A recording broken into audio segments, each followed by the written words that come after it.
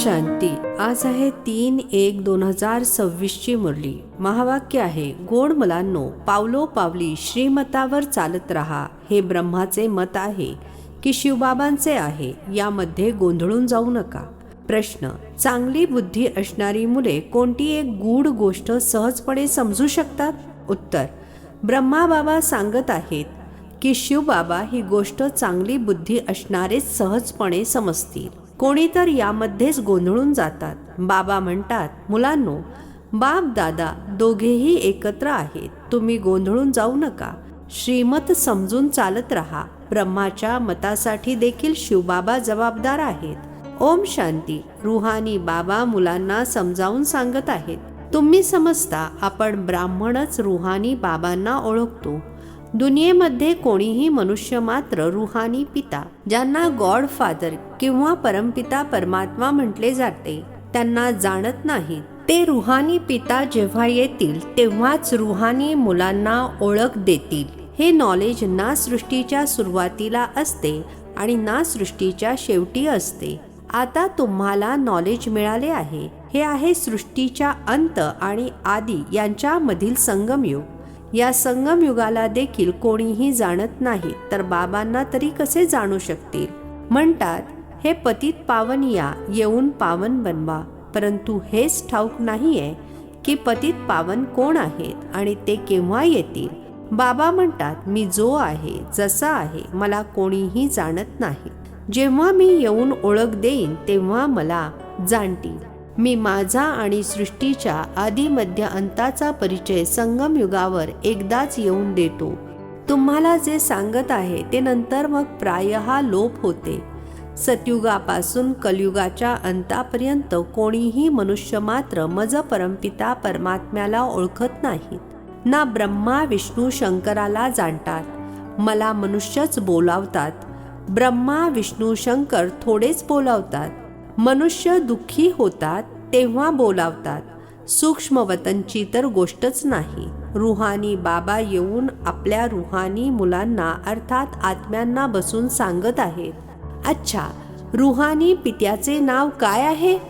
ज्यांना बाबा म्हटले जाते. जरूर काही नाव तर असले पाहिजे. बरोबर, नाव एकच गायले जाते, शिव. हे प्रसिद्ध आहे, परंतु लोकांनी अनेक नावे ठेवली आहेत. भक्ती मार्गामध्ये आपल्याच बुद्धीने हे लिंगाचे रूप बनवले आहे, तरी देखील नाव शिवच आहे. बाबा म्हणतात, मी एकदाच येतो, येऊन मुक्ती जीवनमुक्तीचा वारसा देतो. मनुष्य भले नाव घेतात, मुक्तीधाम निर्वाणधाम, परंतु जाणत काहीच नाहीत. ना बाबांना जाणतात ना देवतांना. हे कोणालाही माहीत नाही आहे की बाबा भारतामध्ये येऊन कशी राजधानी स्थापन करतात. शास्त्रांमध्ये देखील अशी कोणती गोष्ट नाहीये की परमपिता परमात्मा कसे येऊन आदी सनातन देवी देवतांच्या धर्माची स्थापना करतात. असे नाही. सतयुगामध्ये देवतांना ज्ञान होते जे नष्ट झाले आहे. नाही, जर देवतांमध्ये देखील हे ज्ञान असते तर परंपरेने चालत आले असते. इस्लामी, बौद्ध इत्यादी जे आहेत त्यांचे ज्ञान परंपरेने चालत येते. सर्वजण जाणतात की हे ज्ञान प्रायः लोप होते.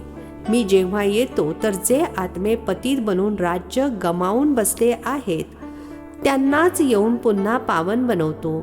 भारतामध्ये राज्य होते ते कसे गमावले आहे ते देखील कोणाला माहीत नाही आहे. म्हणून बाबा म्हणतात, मुलांची बुद्धी किती तुच्छ बनली आहे. मी मुलांना हे ज्ञान देऊन प्रारब्ध देतो आणि मग सर्वजण विसरून जातात. बाबा कसे आले, कसे मुलांना शिक्षण दिले, हे सर्व विसरून जातात. हे देखील ड्रामामध्ये नोंदलेले आहे. मुलांना विचारसागर मंथन करण्यासाठी खूप चांगली बुद्धी पाहिजे. बाबा म्हणतात, ही जी शास्त्रे इत्यादी तुम्ही वाचत आला आहात, ही सतयुग त्रेतामध्ये वाचत नव्हते. तिथे ही शास्त्रेच नव्हती. तुम्ही हे नॉलेज विसरून जाता. मग गीता इत्यादी शास्त्र कुठून आले? ज्यांनी गीता ऐकून हे पद प्राप्त केले आहे तेच जाणत नाहीत, तर मग इतर कसे जाणू शकतील? देवता देखील जाणू शकत नाहीत. आपण मनुष्यापासून देवता कसे बनलो? तो पुरुषार्थाचा पार्टच बंद झाला. तुमचे प्रारब्ध सुरू झाले. तिथे हे नॉलेज कसे असू शकते? बाबा समजावून सांगत आहेत, हे नॉलेज तुम्हाला पुन्हा मिळत आहे. कल्पापूर्वीप्रमाणे तुम्हाला राजयोग शिकवून प्रारब्ध दिले जात, मग तिथे तर दुर्गती अर्थात अधोगतीच नाही. त्यामुळे ज्ञानाचा प्रश्न देखील उत्पन्न होत नाही. ज्ञान आहेच मुळी सद्गती मिळविण्यासाठी. ते देणारे एक बाबाच आहेत. सद्गती आणि दुर्गती हे शब्द इथूनच निघाले आहेत. सद्गतीला भारतवासीच प्राप्त करतात. समजतात हेवनली गॉडफादरने हेवन रचला होता. कधी रचला हे काहीच माहीत नाही. शास्त्रांमध्ये लाखो वर्ष लिहिली आहेत. बाबा म्हणतात, मुलांनो, तुम्हाला पुन्हा हे नॉलेज देत आहे. पुन्हा हे नॉलेज नष्ट होते, तेव्हा मग भक्ती मार्ग सुरू होतो. अर्धा कल्प आहे ज्ञान, अर्धा कल्प आहे भक्ती. हे देखील कोणी जाणत नाहीत. कलियुगाचा कालावधीच लाखो वर्ष दिला आहे, तर माहीत कसे होईल? 5000 वर्षांची गोष्ट देखील विसरले आहेत, तर लाखो वर्षांची गोष्ट कशी समजू शकतील? काहीच समजत नाही. बाबा किती सोप्या पद्धतीने समजावून सांगतात. कल्पाचा कालावधी 5000 वर्षांचा आहे. युगेच 4 आहेत. चौघांचाही समान कालावधी 1250 वर्ष आहे. ब्राह्मणांचे हे छोटेसे युग आहे, त्या युगांपेक्षाही खूप छोटे आहे. तर बाबा विविध प्रकारे नवीन नवीन पॉइंट सोप्या पद्धतीने मुलांना समजावून सांगत राहतात. धारणा तुम्हाला करायची आहे, मेहनत तुम्हाला करायची आहे. ड्रामा अनुसार जे सांगत आलो आहे तो पाठ चालत आला आहे. जे सांगायचे होते तेच आज सांगत आहे. इमर्ज होत राहते. तुम्ही ऐकत जाता. तुम्हालाच धारण करायचे आणि करवून घ्यायचे आहे. मला तर धारण करायचे नाही आहे. तुम्हाला सांगतो, धारण करवून घेतो. माझा आत्म्यामध्ये पतितांना पावन बनविण्याचा पार्ट आहे. जे कल्पापूर्वी सांगितले होते तेच निघत राहते. मला आधीपासून ठाऊक नसते की काय ऐकवणार आहे. भले यांची आत्मा विचारसागर मंथन करत असेल.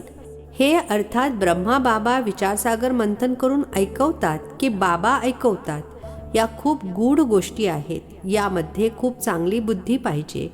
जे सेवेमध्ये तत्पर असतील त्यांचेच विचारसागर मंथन चालत असेल. वास्तविक कन्या बंधनमुक्त असतात. त्यांनी या रुहानी शिक्षणाला लागले पाहिजे. बंधन तर कोणते नाही आहे. कुमारी चांगल्या पद्धतीने शिकू शकतात. त्यांना शिकायचे आहे आणि शिकवायचे आहे. त्यांनी कमाई करण्याची गरज नाही. कुमारी जर चांगल्या रीतीने हे नॉलेज समजून घेतील तर सर्वात चांगले आहे. हुशार असेल तर बस या रुहानी कमाईमध्ये गुंतेल. बऱ्याच जणी तर आवडीने लौकिक शिक्षण शिकत राहतात. सांगितले जाते याने काहीच फायदा नाही. तुम्ही हे रुहानी शिक्षण शिकून सेवेला लागा.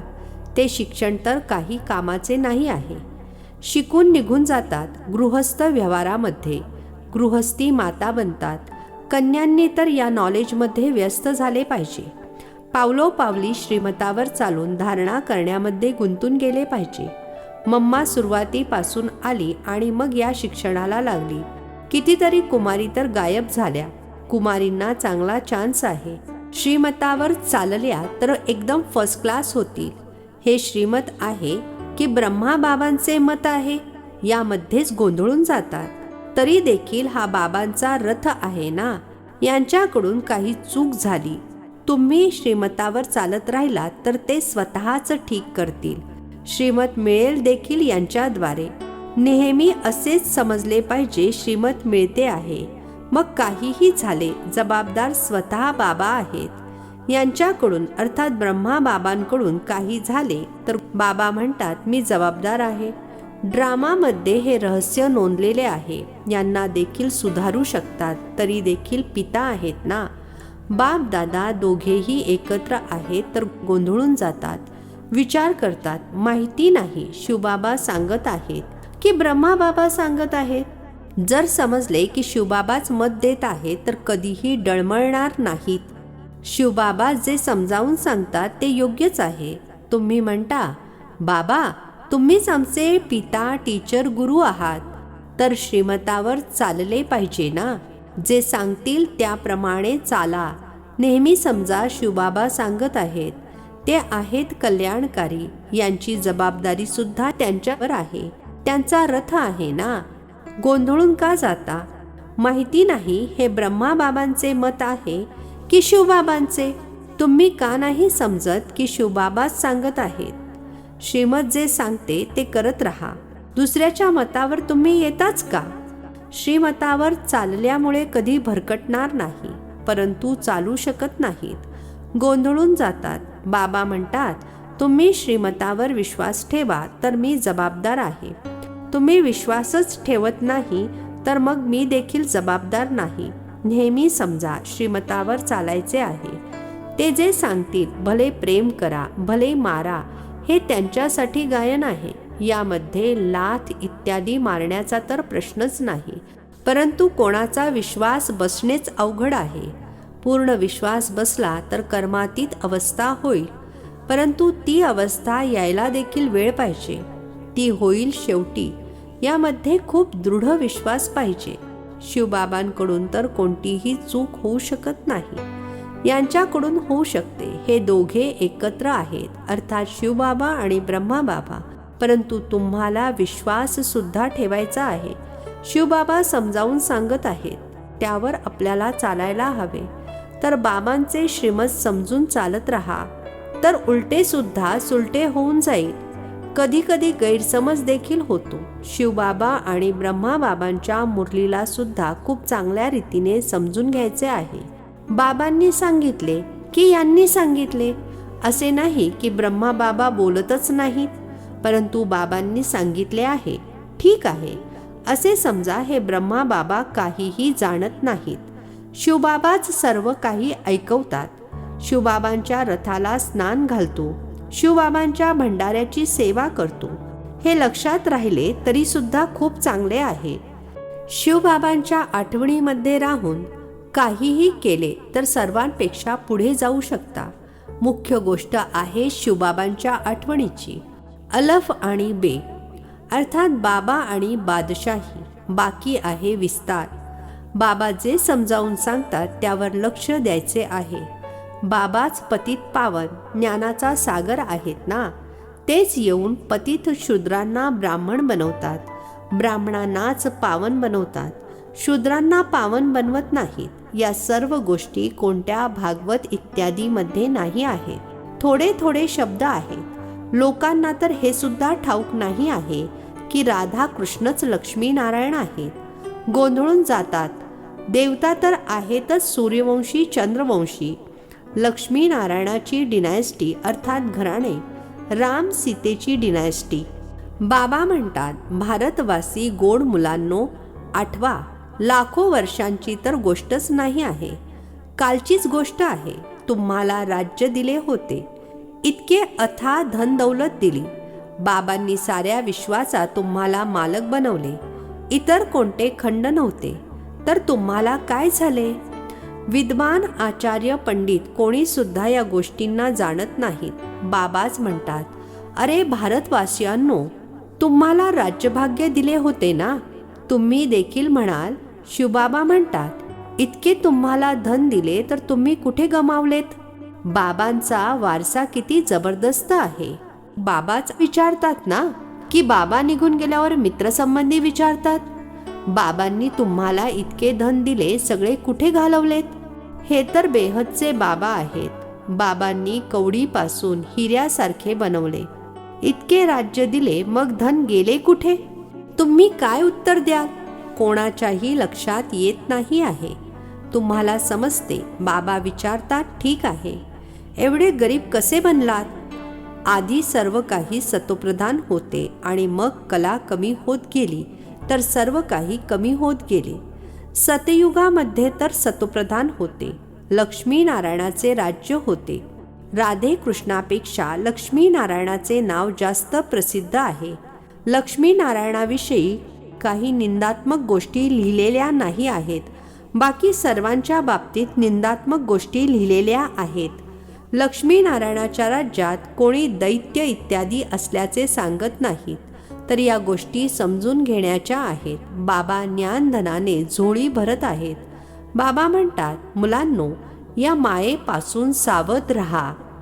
अच्छा, गोड गोड खूप खूप वर्षांनंतर भेटलेल्या मुलांप्रती मातपिता बापदादांची प्रेमपूर्वक आठवण आणि सुप्रभात. आत्मिक पित्याचा आत्मिक मुलांना नमस्ते. आम्हा आत्मिक मुलांचा आत्मिक पित्याला नमस्ते. धारणेसाठी मुख्य सारांश. पहिला पॉइंट आहे, समजूतदार बनून खऱ्या सेवेमध्ये लागायचे आहे. जबाबदार एक बाबा आहे, त्यामुळे श्रीमतावर संशय घ्यायचा नाही. निश्चयामध्ये अडोल अर्थात दृढ राहायचे आहे. दुसरा पॉइंट आहे, विचार सागर मंथन करून बाबांच्या प्रत्येक स्पष्टीकरणावर लक्ष द्यायचे आहे. स्वतः ज्ञानाला धारण करून इतरांना सांगायचे आहे. आजचे वरदान. आपल्या अनादी आदी खऱ्या रूपाला रिअलाइज करणारे संपूर्ण पवित्र भव. आपल्या अनादी आदी खऱ्या रूपाला रिअलाइज करणारे संपूर्ण पवित्र भव. स्पष्टीकरण आहे, आत्म्याच्या अनादी आणि आदी दोन्ही काळाचे खरे स्वरूप पवित्रता आहे. अपवित्रता कृत्रिम आहे. शूद्रांची देणगी आहे. शूद्रांची वस्तू ब्राह्मण वापरू शकत नाही. त्यामुळे फक्त हाच संकल्प करा की अनादी आदी रियल रूपामध्ये मी पवित्र आत्मा आहे. कोणालाही बघाल तर त्याच्या खऱ्या रूपाला बघा. खऱ्याला रिअलाइज करा तर संपूर्ण पवित्र बनून फर्स्ट क्लास किंवा एअर कंडिशनच्या तिकिटाचे अधिकारी बनाल. स्लोगन आहे, परमात्मा आशीर्वादांनी आपली झोळी भरपूर करा, म्हणजे मग माया तुमच्या जवळ येऊ शकणार नाही. अव्यक्त इशारे. या अव्यक्ती महिन्यामध्ये बंधनमुक्त राहून जीवनमुक्त स्थितीचा अनुभव करा. बहुसंख्य मुलांनी आता लोखंडाच्या बेड्या तर तोडल्या आहेत, परंतु अतिसूक्ष्म आणि रॉयल धागे अजूनही बांधलेले आहेत. बरेच जण आपली पर्सनॅलिटी अर्थात व्यक्तिमत्व उत्तम असल्याचे समजणारे आहेत. स्वतःमध्ये चांगले गुण काही नाही आहेत, परंतु त्यांना असे वाटते की आपण खूप चांगले आहोत, आपण खूप प्रगती करत पुढे जात आहोत. हे जीवनबंधाचे धागे बऱ्याच जणांमध्ये आहेत. बाप दादा आता या धाग्यांपासून देखील मुक्त, जीवनमुक्त पाहू इच्छितात.